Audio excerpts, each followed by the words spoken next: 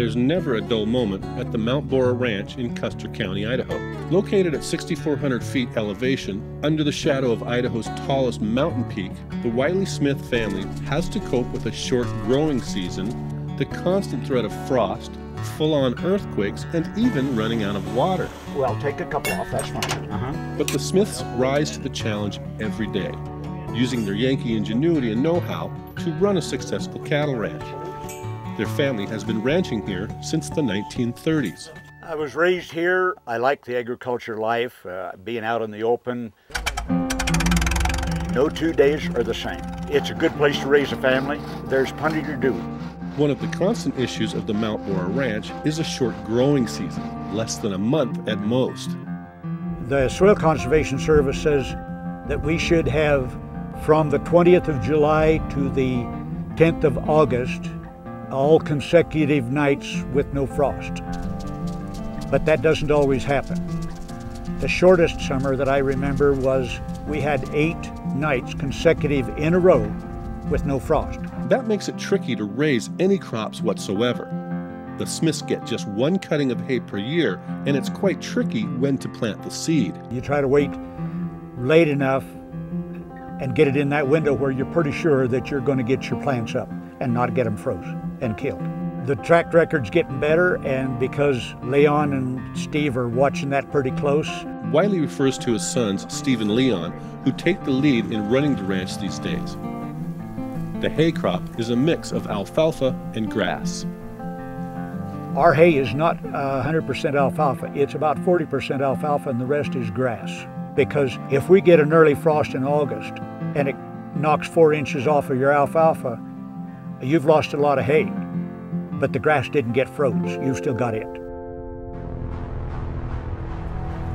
In the fall of 1983, the Smiths were thrown a big curve when the Borah earthquake shook, causing $12.5 million in damage.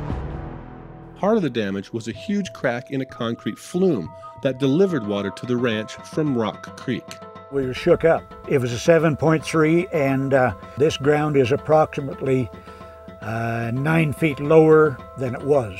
The damage to the concrete flume turned out to be for the best. It was actually a blessing that it happened like it did, because it forced us to abandon the 16,000 feet of broken concrete ditch, and we buried mainline with the intentions of sometime down the road going to sprinkler. The sprinklers, you get a better efficiency with your water that we couldn't have got with the flood irrigating. The earthquake actually forced us to make a change that was good for us.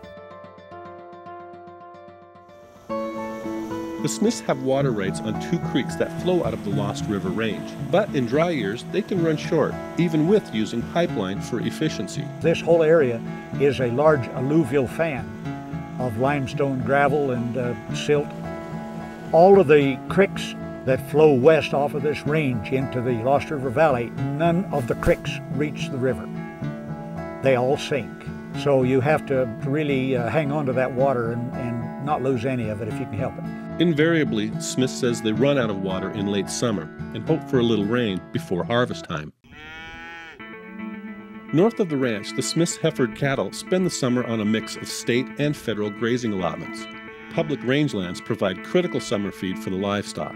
This is our summer range. It's forest and BLM. This is BLM where we're at, and these cows are in their 3rd unit since we turned out. The Smiths manage the range with a deferred pasture grazing management system. Underground pipelines carry water to watering troughs in different pastures. Our permit starts the 25th of May, but we never put the cattle out on the range until around the 5th of June. This high elevation, we want to give the plants as much start and growth as they can before they're grazed. We think it's pretty valuable. The cattle graze on the public range until September 25th. Then they're moved to the home ranch for the winter. The mercury can dip well below 0 during the winter in the Lost River Valley, not to mention a biting wind chill. So the Smiths built a shed for calving. We built the first part of it in 1981 and saw the benefits of it. As we fill up, we'll have maybe 20, 25 calves on cold nights. The calving shed is covered with rugged plastic roofing, which helps radiate heat inside. Leon sleeps in a shanty next to the calving shed. He keeps watch over the mother cows in the middle of the night. It's an around-the-clock job during the calving season. With the sheds and everything, we've been able to keep that death loss below 5%. Before, the death loss alone was much greater. At night, we might have 20, 25 below zero out there, and you can come in here and it might be 20 degrees above. And it makes a whale of a difference on a calf. Besides that, on the walls, we've stopped the wind. It can be a blizzard outside, and the building stops the blizzard. The design of the calving shed reflects the ingenuity and carpentry skills of Wiley Smith and his sons. They built wooden gates to create multiple pens in the shed. Starting at the end of the shed there, this alley all becomes a pen. There's one behind us here, this one, and there's 2 more gates here. And so this alley will be full of cows and calves, as well as these larger pens. Like many ranchers, the Smiths are very handy at mechanic work to keep the ranch running when equipment breaks down. You don't have any choice. We're 22 miles from the nearest town. We do almost all of our own mechanic work. I won't tackle automatic transmissions, but as far as overhauling the diesels, the gas engines, rear ends, you name it. Yeah, we can do all of that. Wiley's son Leon elaborates on how important it is to be able to fix things on the fly. You can't be run to town every time you got a flat tire, you got to replace a bearing, or something else you have to do. You have to keep it on hand and be able to do it yourselves. Dad does have a gift for mechanicking, and he went to college in that, and he enjoys it. He's just got a knack for it, understand how things are put together and how they need to work, and he does a good job, and we've learned a lot from him. Leon and Steve plan to continue running the Mount Borah Ranch for many years to come. They are all inspired by their grandfather, who bought the ranch in the 1930s and made a go of it with primitive equipment and no calving shed. Wiley keeps some of the old farming equipment in working order so people appreciate the hard work. My thinking is Grandpa worked too hard for us to sell it. Same thing with Dad. And hopefully Steve's kids will be able to, one of them will be interested and come right behind him and pass it on, because that's what we've done ever since Grandpa, who worked from the fellow of the homesteader.